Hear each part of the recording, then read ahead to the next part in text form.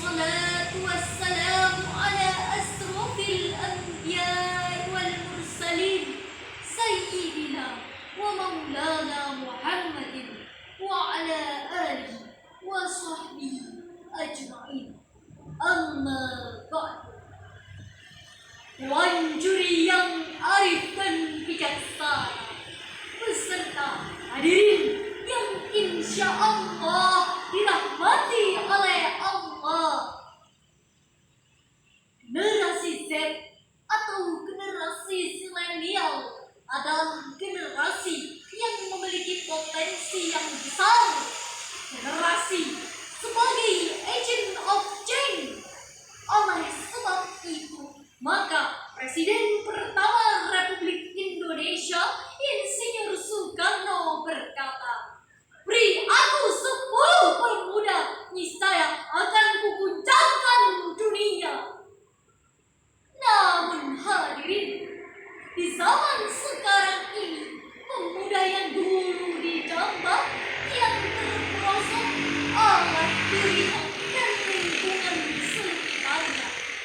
Seperti fenomena yang terlihat saat ini adalah tren bermain handphone dengan aneka gadget dan jejaring sosialnya seperti Facebook, Instagram, TikTok, Twitter, dan lain sebagainya. Hadirin, di zaman sekarang ini kita tidak bisa lepas dari sosial media karena semua yang kita lakukan tidak lepas dari postingan sosmed. Mau makan, posting dulu. Mau tidur, posting dulu. Mau ngapa-ngapain, cekrek, posting dulu. Astagfirullahaladzim. Namun hadirin, di tengah keberagaman ini, pemuda tetaplah memiliki tanggung jawab yang besar di pundaknya, yaitu sebagai pemimpin yang akan datang. Oleh karena itu hadirin, pujangga Mesir yaitu Syekh Mustafa Al-Ghulayani pernah berkata, "Sesungguhnya di tangan pemuda-pemuda lah itu urusan umat, dan pada kaki-kaki mereka terdapat kehidupan umat." Dengan begitu hadirin, maksud kami hari ini untuk menyampaikan jamahan Al-Quran dengan judul "Peran Generasi Z dalam menentukan arah masa depan bangsa", yang berlandaskan Quran Surah Al-Kahfi ayat 13 yang akan disampaikan oleh rekan saya.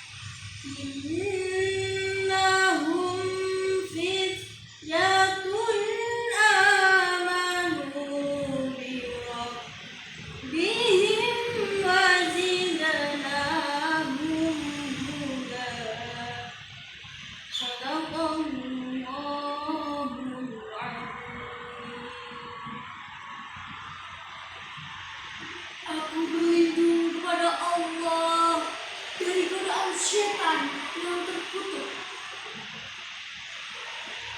Dengan menyebut nama Allah yang Maha Pengasih lagi Maha Penyayang.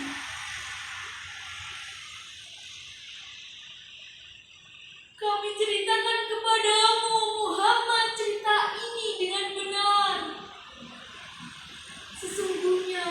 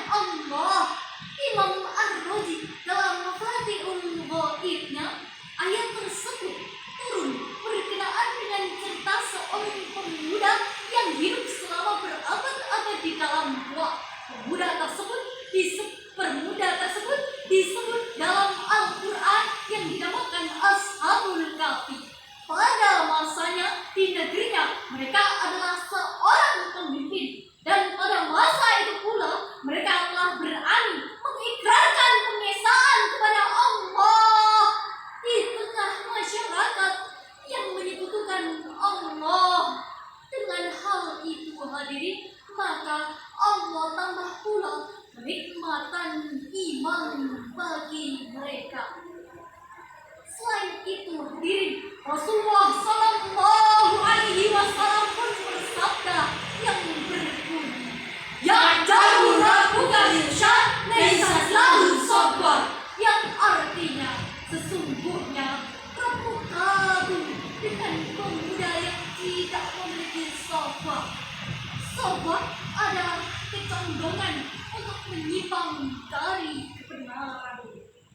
Maka atas dasar firman Allah dan hadis dari Rasulullah, maka Syekh Hasan Al-Banna dalam risalah taklidnya merumuskan 7 profil pemuda berkarakter Islami. Yang pertama, salimul aqidah, akidah yang kuat. Yang kedua, sahihul ibadah, ibadah yang benar. Yang ketiga, matinul qulub, akhlak yang kuat. Yang keempat, musafahul fikri, wawasan yang luas. Yang kelima, munazamun syu'uni, terarah dan teratur. Yang keenam, harisun ala waktu, manajemen waktu. Dan yang terakhir, nafi'ul li ghairi, bermanfaat bagi sesamanya. Hadirin, di pundak pemuda ini terdapat tanggung jawab yang besar untuk keberlangsungan agama, nusa, dan bangsa. Sebab the young today is the leader tomorrow. Pemuda hari ini adalah pemimpin yang akan datang. Dengan hal itu pula, hadirin, Allah berfirman dalam Quran surah An-Nisa ayat 9 yang menerangkan kepada manusia untuk tidak meninggalkan generasi yang lemah di belakangnya, baik itu lemah fisik, lemah mental, maupun lemah intelektual, karena dapat meninggalkan kemunduran bagi bangsa Indonesia. Ayat tersebut akan disampaikan oleh rekan saya.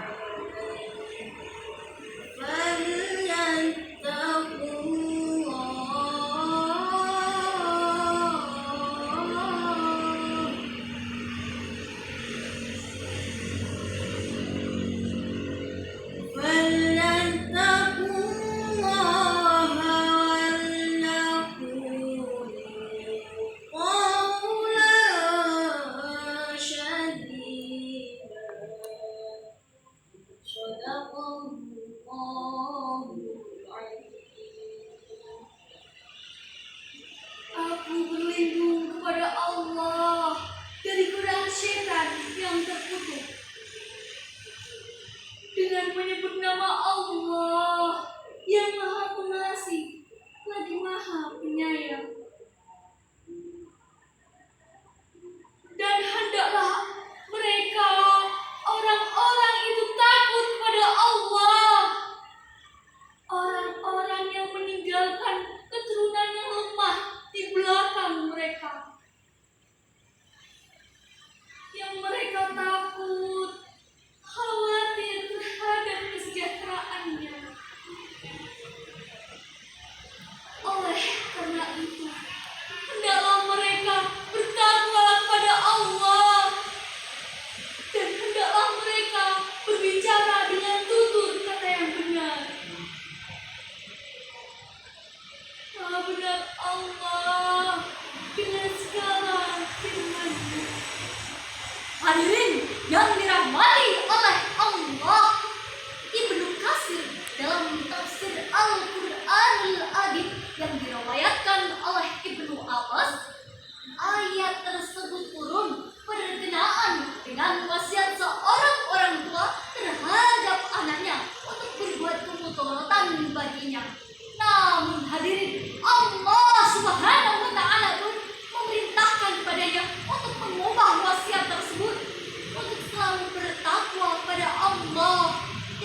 berbuat baik. Profesor Dr. B.J. Habibie pun telah mewanti-wanti kepada pemuda-pemudi Indonesia ini untuk meninggalkan kelemahan ini ya hadirin. Yang pertama, lemah harta, lemah fisik, lemah ilmu, lemah semangat hidup, dan yang paling ditakutkan adalah lemah akhlak. Hadirin, saya yakin jika pemuda-pemudi sekarang ini memiliki kelima kelemahan tersebut, maka mereka tidak akan menjadi pelopor pembangunan, namun sebaliknya mereka akan menjadi virus pembangunan. Jika kelima kelemahan tersebut sudah melekat pada diri masing-masing pemuda pada zaman saat ini, maka mereka akan mudah terombang-ambing oleh pergaulan yang semakin marak dan juga penyalahgunaan media. Oleh karena itu hadirin, diperlukannya intelektualitas yang tinggi agar mereka semua terhindar dari taklid atau budaya ikut-ikutan. Hadirin, izinkanlah kami untuk membacakan sebuah puisi.